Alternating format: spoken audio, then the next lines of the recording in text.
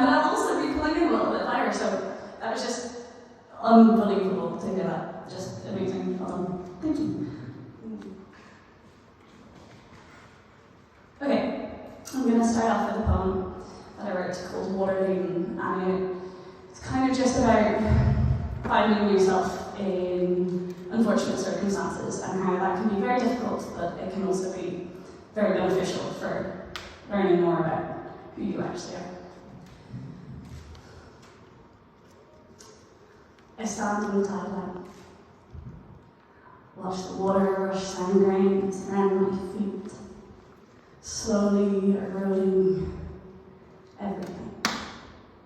Every inch of skin I once thought of as me, washing out the details, ripping the stitches at my seams, those oblique patches I once attached across my forearms, adornment in some poor attempt at an interest in a dissolve into the omnipotent power of the waves.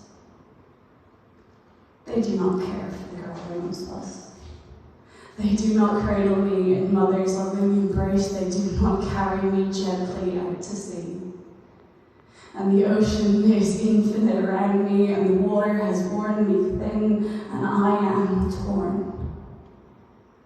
Broken on sharp edges, tumbled over ledges into the deepest darkness. I might know I disappear into what is below me. I am lost. Look for me at low tide. Scan the beach for my remnants, search for each piece of me made new, those sharp corners rounded now by the thunderous currents. Look for the pieces of my pink skin. Over days and weeks, reassemble me. I am no longer the girl you once knew.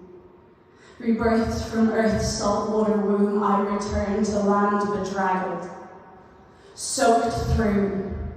Seaweed hair and seashell encrusted, bejeweled from head to toe in glittering grains of sand. I am my mother's daughter. and I drip salt water from my skin, and I have learned to embrace the most abrasive currents I've grown used to.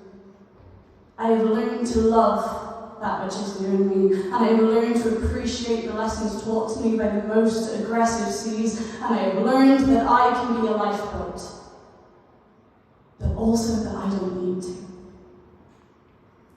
I stand in the tide line, near Phoenix, in a watery grave. See, I had drowned out there if I'd waited for anybody else to save me. Thank you.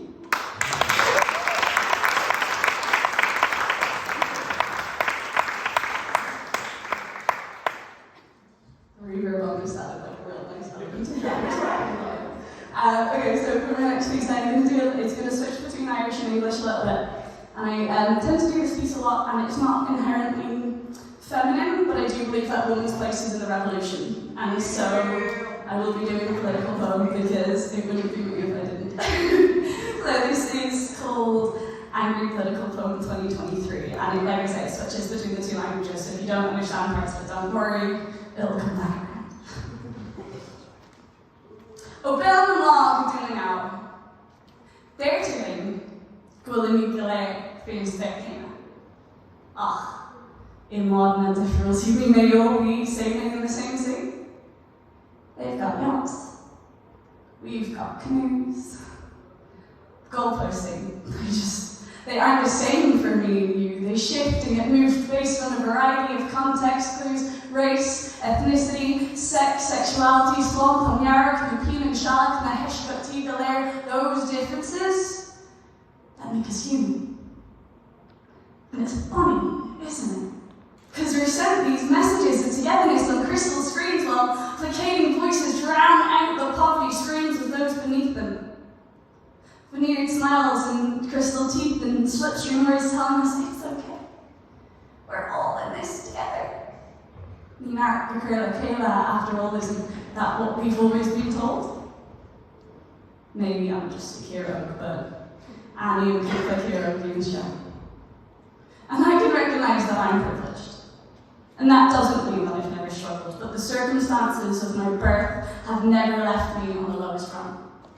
See, there's a whole wide berth of people on this earth who've seen far more wrong than I have, and I am not trying to be the voice of the unheard. And I would never speak for them in words they've never given me to say, and I will never take my space from those who've none to spare. But even with that, I can see this ham-fisted hypocrisy, this condescending, convoluted sentencing of our moral distancing, the intolerance of the tolerant. Because listen, as the glib words slide from mouths, it doused us and Mula did not kick and quit a blood free deva. Those who will never understand paycheck living, that missed work means missed meals, that choosing between fixing our teeth and paying our rent are the options we've been given, will never understand each bone-creaking moment in this anthropocenic concrete jungle, hustling, selling every aspect of yourself just to try and make a living. So we need collective action. Because we need to recognize the differences they spat at us are just a distraction. Because in this late stage of capitalism, division is a capitalist last-ditch attempt at controlling the dissonance, and at the end of the day, we are more the same than different. Because when the chips are down, we can't afford to heat our homes. But those gold-toothed fat cats will still tell us in emotional voices, they've like shit that in this mask. August, our aims, the planet is burning, and it's somehow our fault. When fuel costs more than our weekly wage, we need to look to one another, to band together, to brave the tide that money and those in power throw our way, because they are finite. Achirska, Akela, Afarin, and Daira. The power of the people is a wave like no other. Because right now there is no way to loss. Because fuel costs more than a weekly wage, and food costs more than we get paid, and there's no Heen Tom or Heen Tom Faber. Who the fuck can afford a Heen Tom these days? So let's not all just sit around and rage and bitch. Let's work together, and let's eat the fucking rich!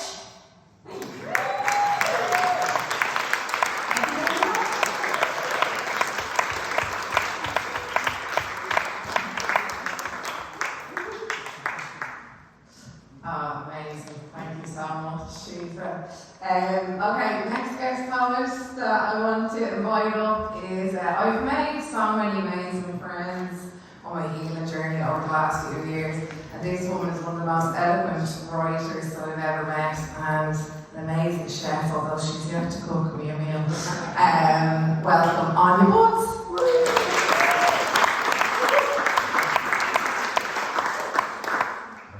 Hello everyone, thanks a million to Anna for having me this evening. I'm relatively new to the poetry scene, so I'm going to do a piece that I've written. I've tried to learn it off, but just in case we have it there.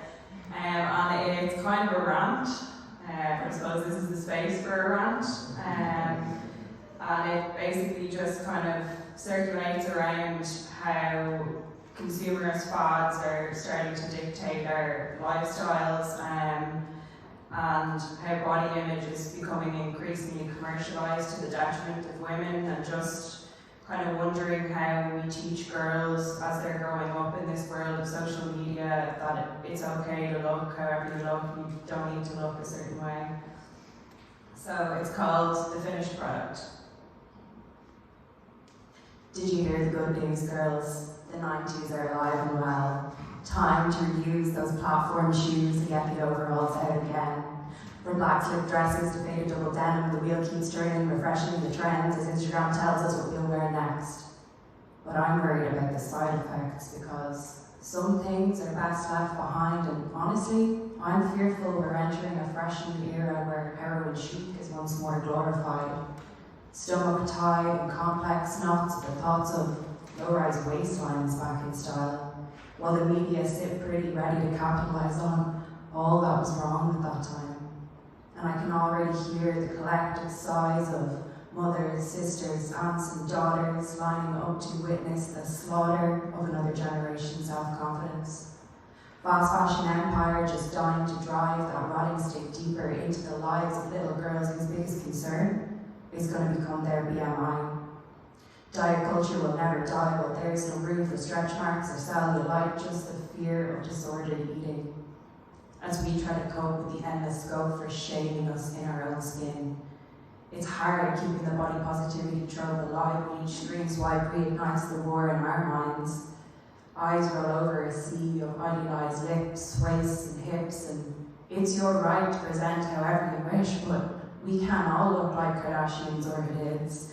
The outline of bone and toned torso always in our peripheral, and our pockets strip bare by commercial incentive to reinvent ourselves when it's only affordable for the upper echelon. Money that would be better spent on fixing our heads by building ourselves up in therapy.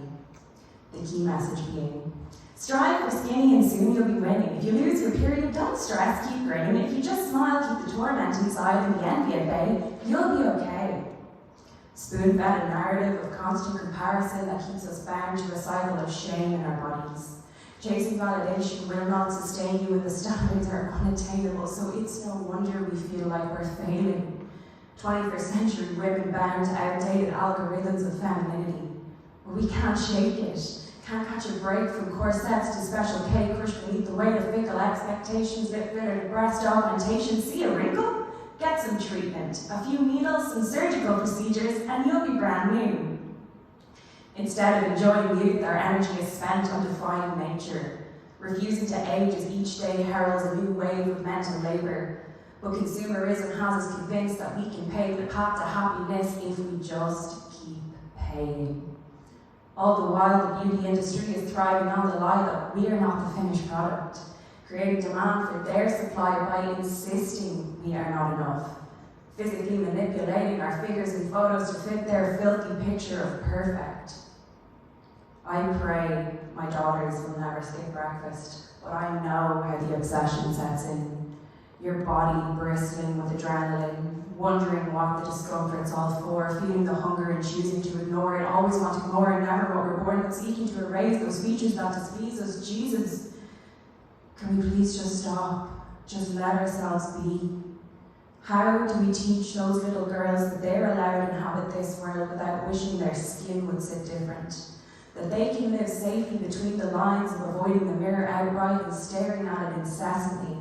Because for some fucking reason, from the age of 9, positive reinforcement comes in the form of compliments on your weight for for your height. And I am dumbfounded by the insanity of congratulating a child on being skinny when their well-being is hinged on eating. But the education system feeds them dietary advice that doesn't seem so sound. Boys are allowed to grow big and strong, but girls are ground down with a mess of a message that they will eat less. And big is a dirty bird. You're either petite or you're blessed with curves. And school is where the cycle commences, where senseless competition makes us question our methods of gaining friends. It begins when they don't explain the difference between external validation and that which comes from within. Impressionable minds warped and distorted by the reality that pretty does win you attention. That you can earn your stripes under the limelight of the male gaze to get yourself to the top of that food chain. I remember school days spent hiking my skirt up. Age 14, shoving the fabric of my jeans between bum cheeks in the hopes of getting noticed by older blokes who had no business looking in our direction.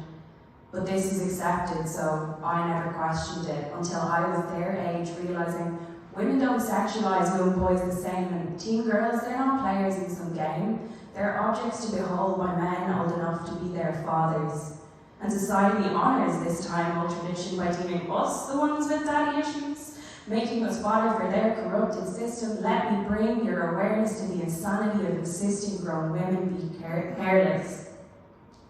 Carefree girls become women so unsure they seek approval from those cruelest to them. So please, let's look to each other instead, combine our energy and directly condemn a system that was built to oppress. And yes, we're cleaning up someone else's mess, but I'll fight to wipe that slate clean if it just means the women after me get a fresh perspective on self-respect, and we can all be fully content in the space we take up no matter how we present. No more fads or trends, it's time to unapologetically cleanse that narrative. Make amends with ourselves and lift each other up, because I'm tired of shrinking my identity, trying to be something I'm not. They will not dictate my conduct any longer, because I am the finished product. Thank you.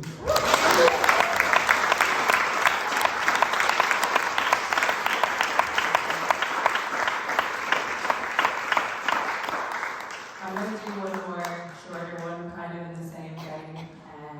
It's called Red Dress. It was just a cheap red dress. Cost her less than a tenner last minute in Vincent's. It was destined, she guessed, for some questionable antics. Some spontaneous debacle down the back of the club. Better to pick it up now rather than later and save her the hassle of that frantic Friday night wardrobe scramble. It was just a cheap red dress, unremarkable, but it worked for her nonetheless. Made from smooth red leather that pressed on her chest, pulled her breasts in tight, pushed them together, surrendering her body in feminine glory. The more she looked in the mirror, the more she felt sure. It was just a cheap red dress, but in the best possible way. Made her feel brazen, and she blazed a trail across the old cobblestones, another Friday night beckoning as she finishes her can and rolls another smoke, daring to bask in this boosted morale. It was just a glorious, cheap red dress, until he said, "You're asking for it in that, love."